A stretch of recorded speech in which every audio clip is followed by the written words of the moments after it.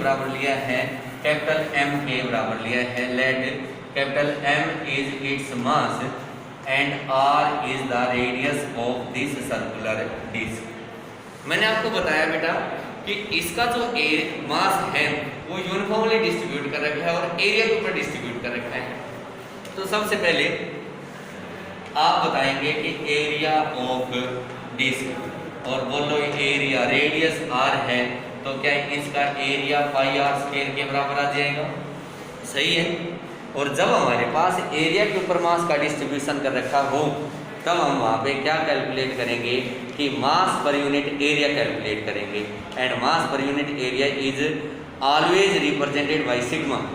Sigma जब भी होगा तो पर यूनिट एरिया रिप्रेजेंट करना होगा तो उसको हम किससे रिप्रेजेंट कर देंगे, सिग्मा से रिप्रेजेंट कर देंगे कि sigma is equal to total mass upon total area and m upon pi r square के बराबर आ गया। This is the mass per unit area. ठीक है, यहाँ तक किसी बच्चे कोई डाउट?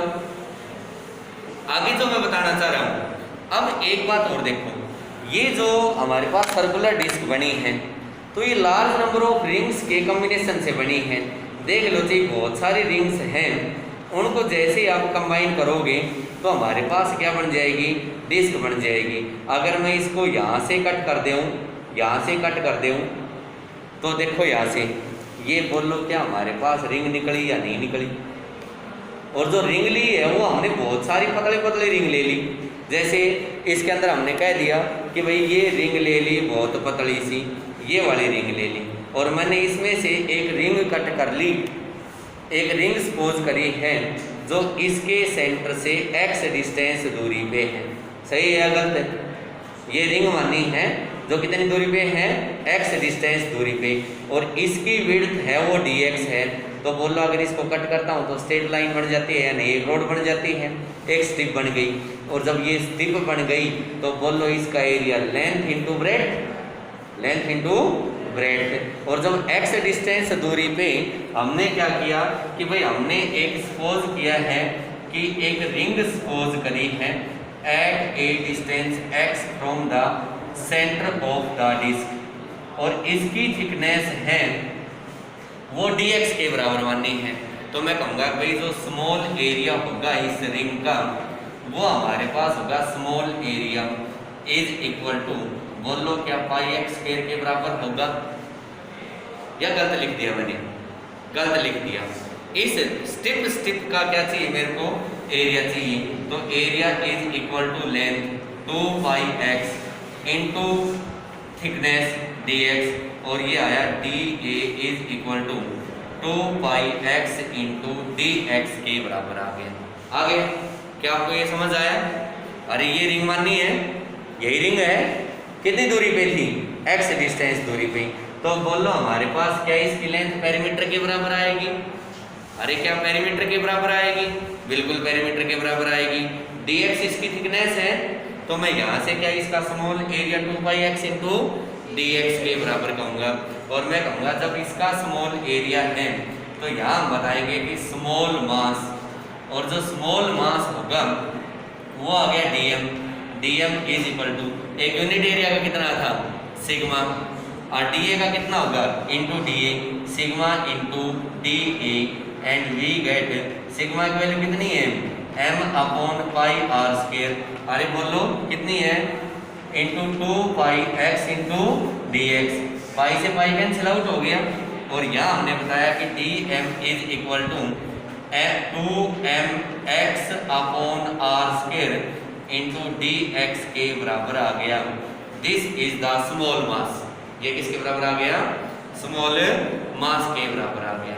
अब एक बात बताओ, मेरे को कैलकुलेट करना है सबसे पहले moment of inertia about an axis passing through its centre, passing through its centre, इसके सेंटर से वो एक्सिस पास करती है उसके अबाउट कैलकुलेट करना है। बोलो मैं इसके सेंटर से ये वाली एक्सिस पास कर लूँ और इस एक्सिस का नाम क्या दे दिया मैंने, एक्स डैश। इस एक्सिस के अबाउट कैलकुलेट करना है तो सबसे पहले तो मैं कहूँगा कि small moment of inertia di is equal to, बोलो मास कितना है dm, और एक्सिस ऑफ रोटेशन से ये मास कितनी दूरी पे डिस्ट्रीब्यूट कर रखा है, क्या x डिस्टेंस दूरी पे डिस्ट्रीब्यूट कर रखा है। अरे ये जो रिंग थी उसकी रेडियस कितनी ली थी मैंने x, और एक्सिस ऑफ रोटेशन से कितनी दूरी पे होगी ये x डिस्टेंस दूरी पे होगा। तो dm I x dash is equal to dm into x का स्क्वायर, और di x dash is equal to dm की वैल्यू ये रही बच्चों 2mx upon r square into dx into x square, और di x dash is equal to 2m upon r square x cube into dx के बराबर आ गया। Total के लिए क्या करेंगे, क्या करेंगे इंटीग्रेशन। तो यहाँ हमें कैलकुलेट करना है टोटल मोमेंट ऑफ इनर्शिया, और total moment of inertia Ix dash is equal to integration over, बोलो यहाँ से यहाँ तक रिंग कट कर सकते हैं, तो बोलो यहाँ पे 0 और यहाँ पे कितनी होगी रेडियस r, तो इसको इंटीग्रेट कर सकते हैं हम 0 से r 2m upon r square into x cube into dx, और बोलो Ix dash is equal to 2m upon r square integration 0 से r x क्यूब dx, और बोलो x क्यूब का इंटीग्रेशन x की पावर 4 अपॉन 4 के बराबर होगा। तो ये आया आपके पास Ix dash is equal to 2m upon r square x की पावर 4 अपॉन 4 0 टू r, पहले अपर लिमिट और फिर लोअर लिमिट, बोलो कितना आ गया Ix dash is equal to 2m upon r square r की पावर 4 अपॉन 4 माइनस 0, और ये आया हमारे पास 2m r की पावर 4 अपॉन 4 r स्क्वायर, एक r स्क्वायर से r स्क्वायर कैंसिल आउट, और बोलो 2 से 2 कैंसिल आउट, तो बोलो क्या आया हमारे पास Ix dash is equal to 1/2m r का स्क्वायर, 1/2m r का स्क्वायर। बोलो रिंग के केस में कितना आया था, अरे कितना आया था रिंग के केस में m r स्क्वायर, लेकिन डिस्क के केस में कितना आ गया हाफ m r स्क्वायर। अगर हम यूँ कह दें कि सेम रेडियस की रिंग ले लें और सेम रेडियस की डिस्क ले ली, तो मोमेंट ऑफ इनर्शिया रिंग का ज़्यादा होगा लेकिन डिस्क का क्या रहेगा, कम रहेगा। उसका कारण क्या है कि रिंग के अंदर तो सारा मास दूर डिस्ट्रीब्यूट कर रखा है, लेकिन इसमें एक्सिस से और पूरी आर रेडियस तक डिस्ट्रीब्यूट कर रखा है। तो यहाँ पे हम कहेंगे कि जितनी डिस्टेंस कम होगी एक्सिस ऑफ रोटेशन से, उतना ही मोमेंट ऑफ इनर्शिया है वो हमारे पास क्या रहेगा, उसका कम रहेगा, और जितनी ज़्यादा डिस्टेंस रहेगी उतना ही मोमेंट ऑफ इनर्शिया आपके पास क्या रहेगा, ज़्यादा रहेगा। आगे बोलो, आप क्या किसी डायमीटर के अबाउट कैलकुलेट कर सकते हैं। यहाँ पे देखो moment of inertia about any diameter, और बच्चों डायमीटर के अबाउट जैसे हम कैलकुलेट करेंगे तो हमारे पास क्या आएगा, तो हम डायमीटर के अबाउट बता दें। देखो भाई, यही मैंने बताया है कि ये हमारे पास सर्कुलर डिस्क है, यही थी बच्चों। ये मैंने मान लिया कि ये इसका डायमीटर है AB, और एक डायमीटर मैंने माना कि ये हमारे पास जो डायमीटर है वो CD है। क्या बोलो, ये एक्सिस इसके सेंटर से पास कर रही है, ये एक्सिस क्या मेरे पास x डैश थी, और बोलो हमारे पास x डैश क्या AB और CD के ऊपर परपेंडिकुलर है, और जब परपेंडिकुलर है तो कौन सी थ्योरम लगा दूं, परपेंडिकुलर एक्सिस थ्योरम। अरे ऐसा ही तो हुआ, ये डिस्क थी, ये एक डायमीटर, ये दूसरा डायमीटर, ये बोलो इसके परपेंडिकुलर है या नहीं।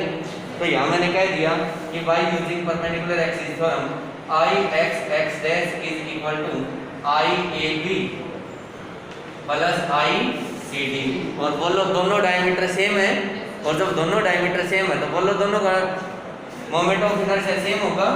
ये आया Ix dash is equal to 2 times of IAB, और Ix डैश कितना है, हाफ m r स्क्वायर। तो बोलो बेटा हमारे पास IAB अगर कैलकुलेट करना है तो ये आएगा हाफ Ix डैश, और ये आया 1/2 इंटू 1/2, एम आर स्क्वायर और ये आ गया 1/4 एम आर स्क्वायर। अरे क्या समझ आया? 1/4 कितना आ गया? M R square. About any tangent, किसके अबाउट कैलकुलेट कर रहा हूं मैं? टेंजेंट के अबाउट। यहां पे देखो about any tangent, about any tangent. और क्या आपको टेंजेंट पता चल गया था? टेंजेंट किसके पैरेलल है? अरे टेंजेंट किसके पैरेलल है? देखो यहाँ पे ये डायमीटर और ये टेंजेंट, बोलो किसके पैरेलल हैं?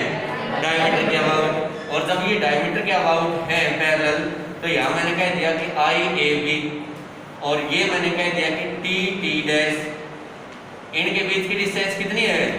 आर। बोलो I T T dash is equal to I A B plus M R square. और बोलो बच्चों आई ए बी कितना निकाला है मैंने? 1/4 M R square, 1/4 M R square plus M R square. और बोलो क्या 5/4 एम आर स्क्वायर हो गया? और अगर किसी नॉर्मल के अबाउट कैलकुलेट करते हैं तो बोलो नॉर्मल किसके पैरेलल आएगा? अरे नॉर्मल किसके पैरेलल आएगा? क्या एक्स एक्स डैश के पैरेलल आएगा? अरे यही तो है ये नॉर्मल। और बोलो ये कहां से पास कर रही है एक्सिस? सेंटर से। बोलो कि ये दोनों की दोनों लाइनें पैरेलल है? अरे पैरेलल है। और जब पैरेलल है तो बोलो कौन सी एक्सिस, कौन सी फॉर्म लगाओगे? Parallel axis form about any normal, any normal. और जैसे हम नॉर्मल के अबाउट कैलकुलेट करेंगे तो ये तो मैंने बताया बच्चों यहाँ से एन एन डैश, और ये बताया था मैंने एक्स एक्स डैश बताया था। बोलो इनके बीच की डिस्टेंस कितनी है? R. I N N dash is equal to I X X dash plus M R का स्क्वायर। और I N N dash is equal to 1/2 M R square plus M R square. और बोलो क्या normal के about 3/2 M R square आ गया? M क्या है? मास ऑफ द डिस्क और आर क्या है उसकी? Radius of the disc.